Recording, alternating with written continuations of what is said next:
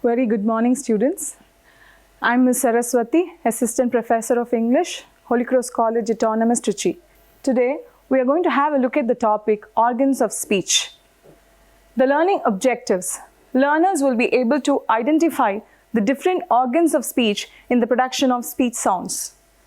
The learners will be able to distinguish between the different systems involved in the production of speech sounds. And the learners will also be able to explain the functions of the organs in producing the speech sounds.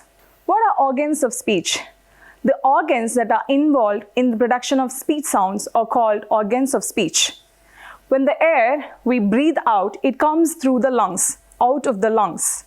So this air is converted into speech sounds by certain organs. The respiratory system comprises the lungs, the muscles of the chest, and the windpipe.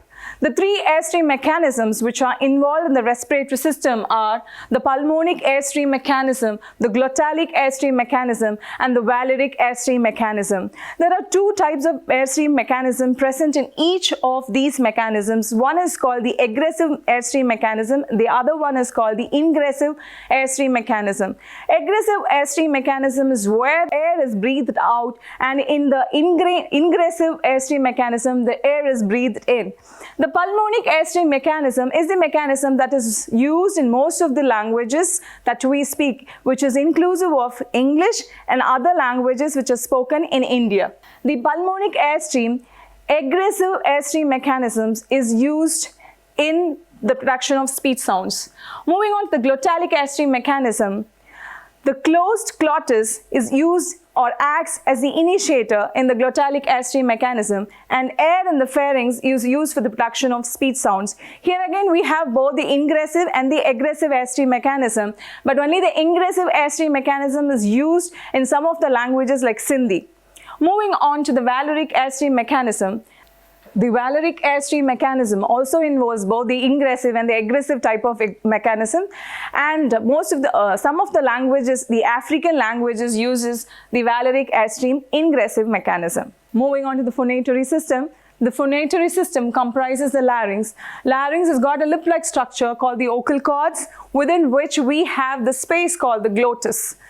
The glottis is involved in the closure of the windpipe and in the opening of the windpipe. The air passes through the glottis. Two types of speech sounds are produced when the glottis are closed. There are two types of sounds which are produced in the phonatory system. Those are called the voiceless sounds or the breath sounds, and the voice sounds.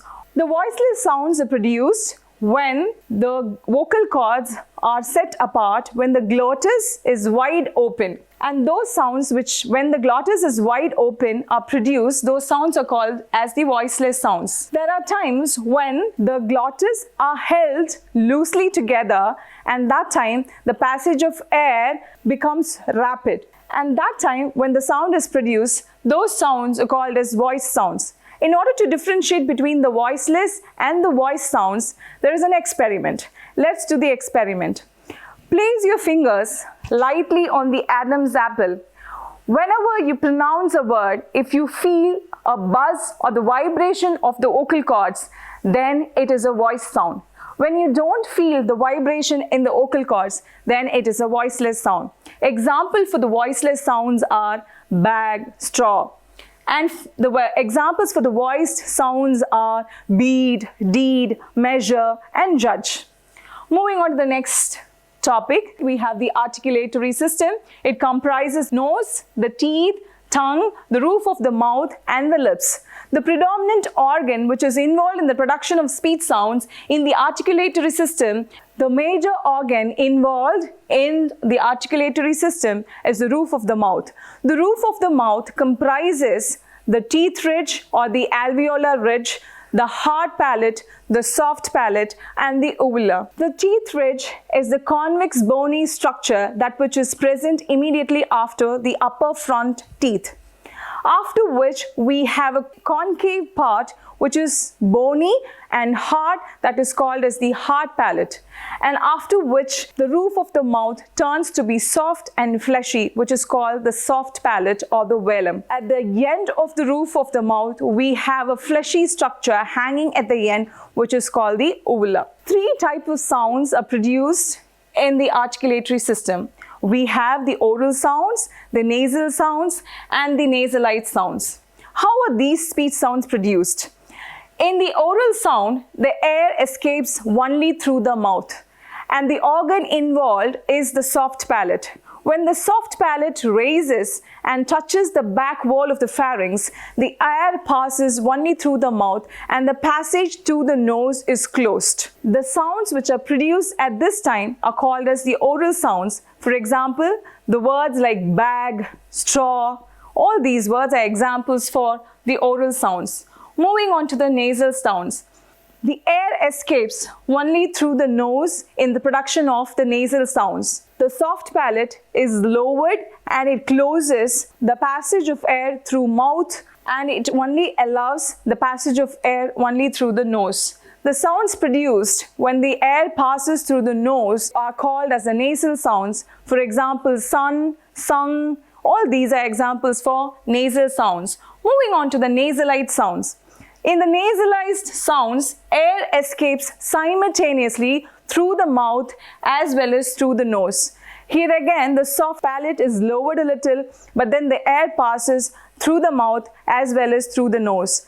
The last sound of the French word bon is an example of nasalized sounds.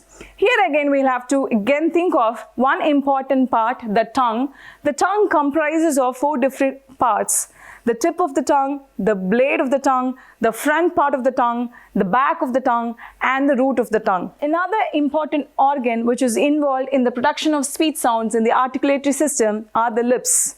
The lips are very important in the production of vowel sounds. There are words like pin and bin or lip are the words where the lips come together in the production of consonant sounds. The conclusion, all the 3 systems are involved in the production of speech sounds, and we'll be able to find out the differences between the different types of sounds which are produced in different languages and what kind of airstream mechanisms are involved in the production of speech sounds in various languages.